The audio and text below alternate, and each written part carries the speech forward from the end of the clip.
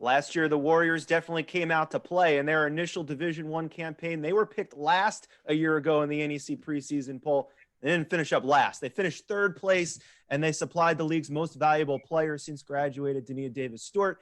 Now they bring in a new head coach going into year 2 of their 4-year transition process into D1. So let's say hello to their new head coach, Kelly Morrone, as well as junior guard Kelly Major. Ladies, thank you so much for joining us here on Media Day.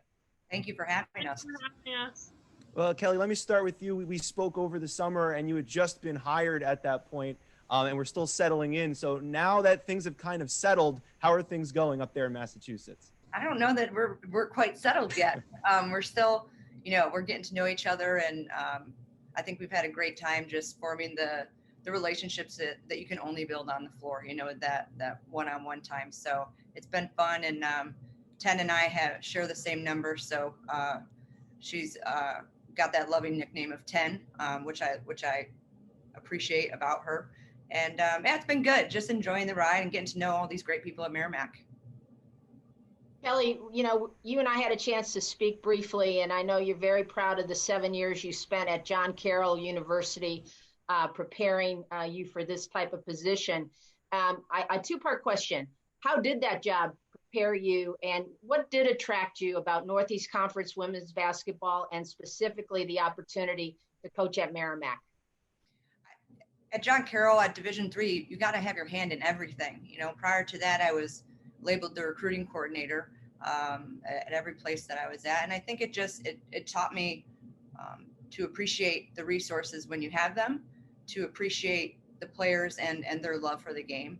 And a lot of humility when it comes to understanding that it really takes a village to create a successful and sustainably successful team and program. That's something that I'm definitely bringing with me to Merrimack. And when I saw the opportunity to come here to the school, I just saw familiarity. I said this to the girls all the time. I did a lot of research watching their interviews, how they interacted with each other, and you could just see the love and the family environment that they had, and they really played for each other and with a passion and a chip on their shoulder that inspired me.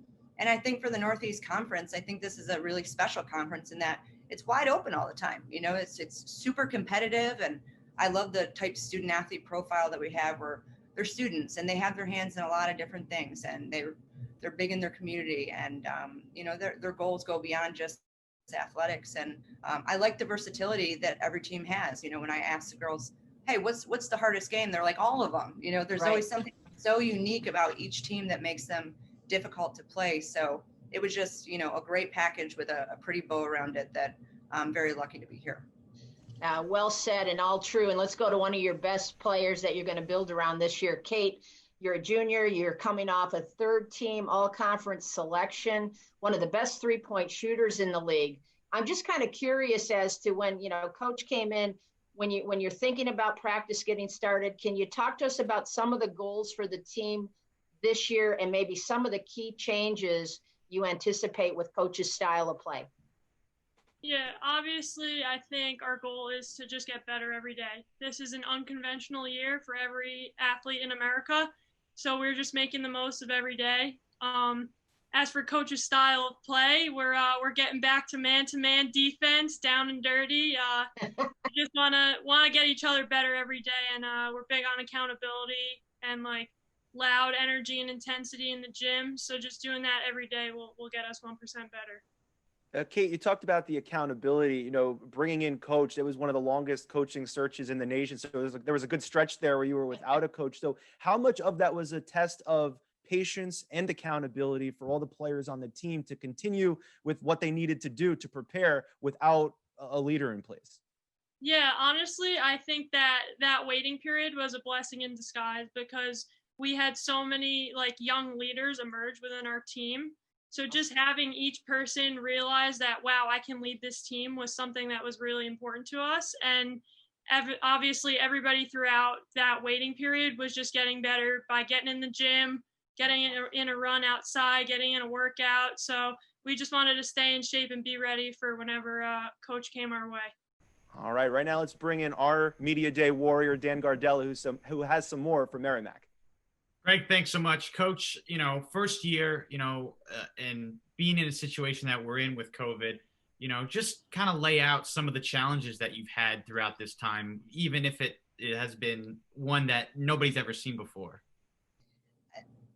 Everything's a challenge. Every day brings a new nuance that we have to dance around. I think it's really tested my creativity as far as just not only being new, but trying to build these relationships in a short amount of time where, typically you have the players in your office, and that can't happen anymore. So, we've done some fun team activities, that a trivia could be anything, just to get to know one another. And I think patience throughout this, and an understanding that there's a bigger picture, and sports are great, but their health and well-being is really the priority for us. So we're keeping that in mind, and knowing that we're really lucky that we even get to be practicing, and, just counting our blessings that we're talking about a season, and trying to do everything we can to make sure that comes to fruition. So creativity, patience, and again, just being thankful to be around these great players. And Kate, I'll go to you now. Your freshman year was the last year that Merrimack was in Division II competition in the NE10. You come up, expectations are low, and you exceed those expectations. What does it say about the talent that even Division II basketball has to be able to make that step up and still compete near the top of the conference? Yeah, so I think we came from the NE10, which in my opinion is the best Division II conference in the country. You have players that probably should be on Division I teams that are in the best conference in Division II. So just that high level of play really prepared us to come to the NEC, which is just as competitive. And I think that our players every day, we have that underdog mentality, and we like people doubting us. So obviously last year when we went into UMass, we were ready to get our first win of the season when people didn't think we were going to. And you guys now making that transition, this is year 2 of the 4-year transition, where you can't, regardless of how good a season you have, you're not going to be able to be competing in these tournaments and having a chance to go to the NCAA tournament. So how do you come to practice every day, putting in the full effort, having the best results, knowing that that end result is not going to be there? Yeah, I mean, regardless of being in the tournament or not, we are such a competitive team, and our goal is to go into every game and get that win, because regardless of postseason or not, we still want to be the best team that we can be every day. Ladies, thank you so much for joining us here today. We appreciate it. Thank you, Kelly. Thank you, Kate. Best of luck. We'll pause the conversation here for a second, but we'll bring in another team and put them in the hot seat right after this. You're watching NEC Women's Basketball Virtual Media Day on ESPN3 and NEC Front Row.